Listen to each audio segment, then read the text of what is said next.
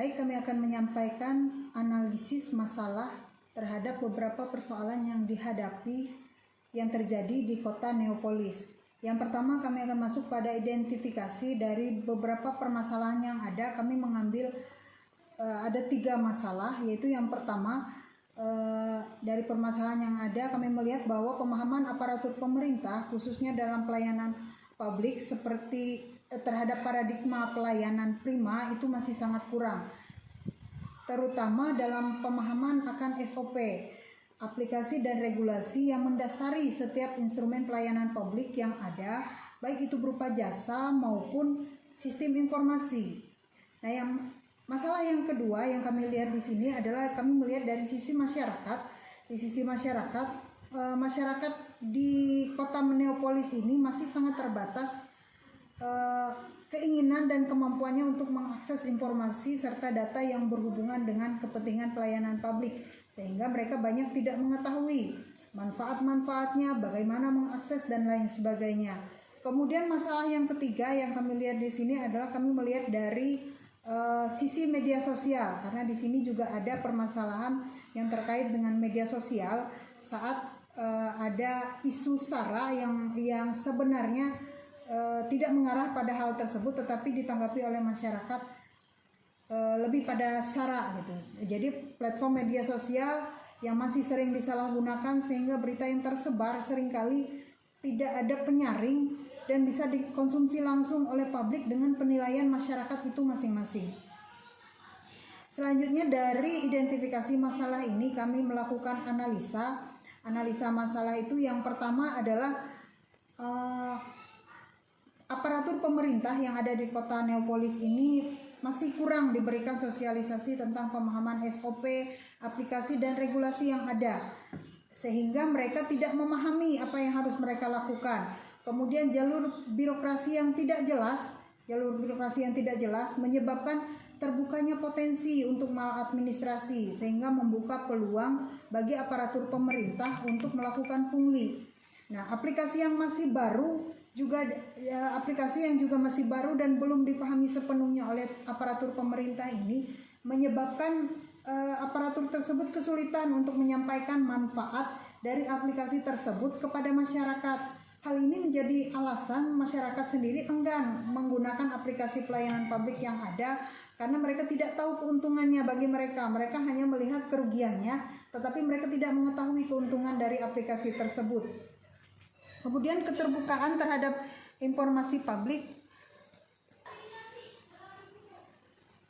Kedua, keterbukaan informasi publik dan pembinaan bagi masyarakat masih belum optimal, sehingga masyarakat masih ragu dan tidak tahu prosedur, manfaat serta syarat-syarat minimal yang harus mereka miliki saat mereka mengakses layanan publik. Kemudian yang ketiga, analisis masalah yang ketiga adalah sering tersebar berita hoaks, ujaran kebencian dan berita-berita yang bahkan sumbernya tidak bisa dipertanggungjawabkan.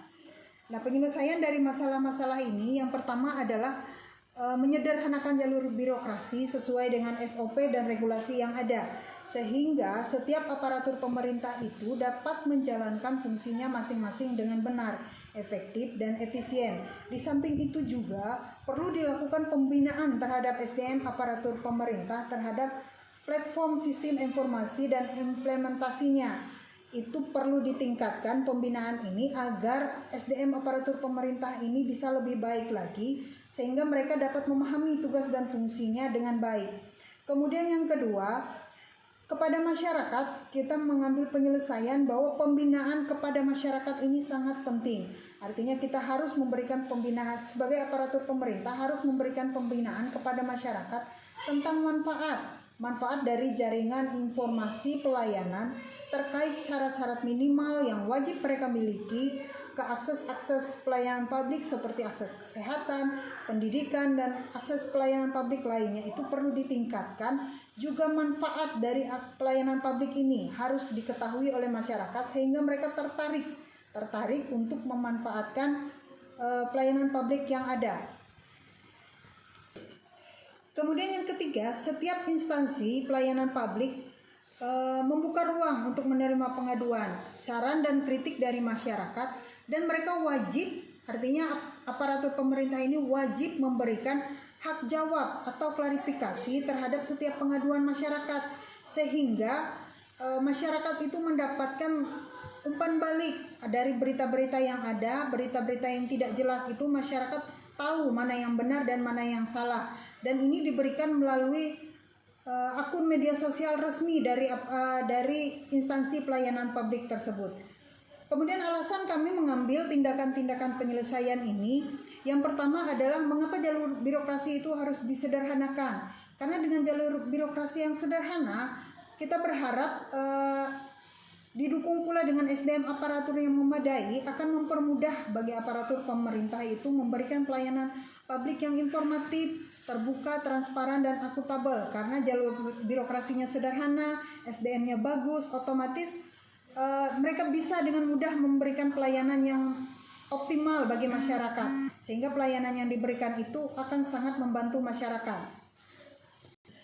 Kemudian yang kedua, kesadaran masyarakat untuk mematuhi dan memenuhi ketentuan syarat-syarat minimal yang wajib dimiliki untuk mengakses layanan kesehatan, layanan pendidikan, serta manfaat pelayanan publik lainnya itu perlu ditingkatkan. Karena itu alasan kami memilih cara ini. Kemudian yang ketiga, adanya ruang pengaduan. Ruang pengaduan itu akan sangat membantu bagi masyarakat untuk menyampaikan apa yang membuat mereka bingung. Berita-berita yang tidak jelas itu akan bisa mereka sampaikan melalui ruang pengaduan ini kepada pemerintah, sehingga pemerintah nanti akan memberikan umpan balik, memberikan informasi yang valid yang seharusnya diterima oleh masyarakat, dan ini berguna sebagai klarifikasi resmi yang bisa diakses melalui platform media sosial yang ada. Dan informasi seperti ini sangat berguna bagi masyarakat sehingga mereka tidak disesatkan oleh berita-berita yang tidak jelas, berita-berita hoaks dan lain sebagainya. Kemudian dari analisa masalah di sini kami mengambil ada permasalahan utama yang kami pilih adalah ada pada aparatur pemerintah, khususnya di sini adalah keterbukaan terhadap informasi pelayanan publik yang ada di pemerintahan serta kapasitas dan kompetensi sumber daya manusia aparatur pemerintah. Karena kalau aparatur pemerintah itu bisa terbuka terhadap informasi pelayanan publik, otomatis dengan kapasitas mereka, kapasitas kompetensi mereka yang memadai, maka semua pelayanan publik yang berjalan itu dapat dilaksanakan dan diakses dengan maksimal oleh masyarakat. Karena masyarakat bisa memahami kalau aparatur pemerintahnya dapat memberikan penjelasan yang sesuai dengan kebutuhan masyarakat, sehingga masyarakat dapat memahami dan mereka mengerti keuntungan dari pelayanan publik yang mereka lakukan. Solusi dari permasalahan utama di sini adalah yang pertama kami memilih adalah peningkatan kapasitas dan kompetensi sumber daya manusia aparatur pemerintahnya. Dalam hal ini bisa dilakukan dengan pelatihan, dengan pendidikan yang diberikan kepada aparatur pemerintah sehingga mereka memahami tugas dan fungsi mereka masing-masing. Kemudian yang kedua adalah penyederhanaan jalur birokrasi. Ini juga bertujuan agar jalur birokrasi itu mudah dipahami oleh aparatur pemerintah yang melaksanakan pelayanan publik, juga oleh masyarakat sendiri nantinya. Sehingga dengan jalur birokrasi yang lebih sederhana, lebih mudah untuk dilaksanakan. Kemudian yang ketiga, memanfaatkan platform media sosial sebagai sarana untuk mensosialisasikan regulasi, SOP, dan syarat-syarat minimal pelayanan publik lainnya. Artinya media sosial tidak hanya digunakan untuk memberikan jawaban atas pengaduan, tetapi juga diberikan di situ untuk mensosialisasikan manfaat dari pelayanan publik itu dan syarat-syarat minimal lainnya. Tentunya dalam solusi ini ada beberapa kendala yang mungkin akan dihadapi dalam kegiatan aparatur pemerintah itu sendiri. Yang pertama, kendala yang sering dialami adalah adanya mutasi aparatur pemerintah di instansi pemerintah. Hal ini terjadi karena berbagai kepentingan politik, sehingga aparatur pemerintah yang semestinya sudah dididik, sudah dibina, sudah memiliki SDM yang bagus dan berkompetensi akan dipindahkan ke tempat yang baru yang dia kadang tidak tahu apa yang harus dia kerjakan di situ, dan di tempat dia digantikan oleh aparatur yang baru yang kadang memang tidak tahu apa-apa, sehingga di sini ada selang, ada jeda yang harus mengharuskan aparatur pemerintah itu harus cepat bergerak agar mereka dapat mengisi kekosongan itu.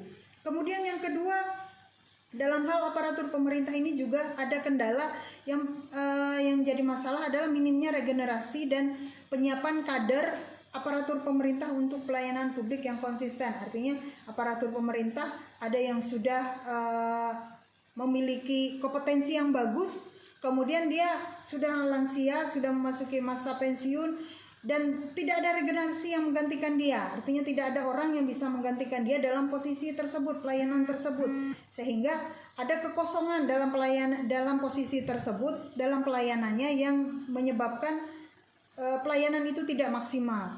Kemudian yang ketiga, penyalahgunaan platform media sosial pemerintah. Ini bisa dilakukan oleh oknum-oknum tertentu yang bisa meretas platform sosial media pemerintah yang menggunakannya untuk kepentingan penyebaran berita hoax, sehingga media sosial pemerintah yang seharusnya memberikan informasi yang baik justru memberikan informasi hoax kepada masyarakat. Nah, ini harus sangat diwaspadai sekali. Kemudian yang keempat yang sering terjadi adalah minimnya perlindungan hukum terhadap aparatur pemerintah saat ada hal-hal yang tidak sesuai begitu. Jadi aparatur pemerintah itu sangat cepat sekali disalahkan dan diberi hukuman. Kadang tanpa ada penyelidikan terlebih dahulu kebenaran dari apa yang kesalahan yang dia lakukan. Sehingga seringkali aparatur pemerintah itu menjadi terdakwa dalam hal yang sebenarnya bukan dia pelakunya. Jadi itu saja dari kami untuk analisa terhadap masalah yang terjadi di kota Neapolis. Kami berharap ini dapat menjadi masukan untuk pelaksanaan kegiatan di pemerintahan kota Neapolis. Sekian, terima kasih. Saya Salimeni SSP dengan nomor ujian B034 dari Kabupaten Barito Selatan, Provinsi Kalimantan Tengah. Terima kasih.